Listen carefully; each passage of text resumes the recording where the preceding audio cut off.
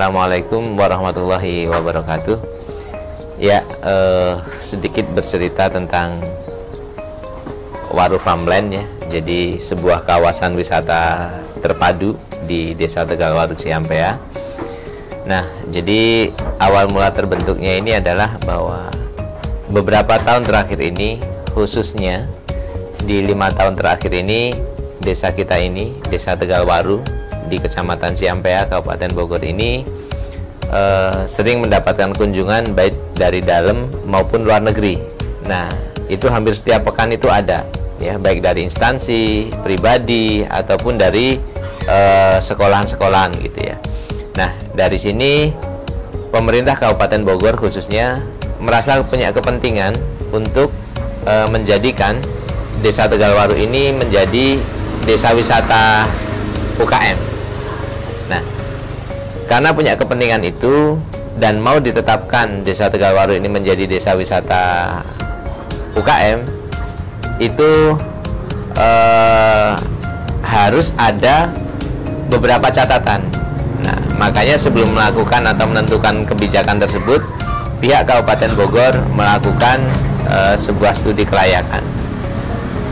Nah, di sini studi kelayakannya adalah dari tim UI, di mana hasil dari studi kelayakan itu adalah yang pertama, harus ada akses jalan bis masuk.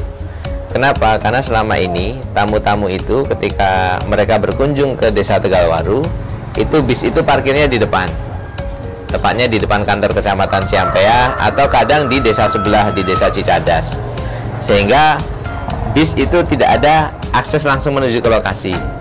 Nah, itu yang pertama adalah bahwa harus adanya akses bis, jalur bis bisa masuk. Yang kedua, harus adanya parkiran yang cukup luas. Yang ketiga, setelah parkiran yang cukup luas adalah harus adanya tempat berkumpulnya produk-produk UKM di Desa Tegalwaru ini.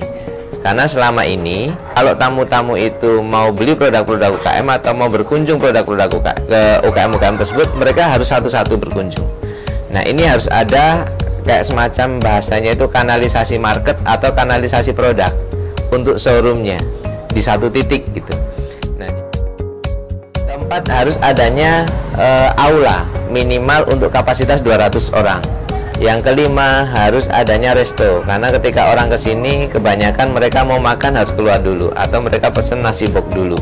Adalah adanya wahana wisata dan utamanya wisata alam. Nah, wisata alam itu satu, berupa kolam berenang dari mata air. Kemudian yang kedua, wahana wisata sawah. Yang ketiga, wahana peternakan ya. Yang keempat, adanya wahana wisata sungai ya. Jadi nanti kayak ada semacam tubing atau rafting gitu ya. Kemudian ada camping ground. Kemudian ada outbound area. Dan yang berikutnya adalah adanya, kita tambahin adanya wisata yang sunnah yang lainnya seperti memanah, berkuda. Nah, itu kita siapkan.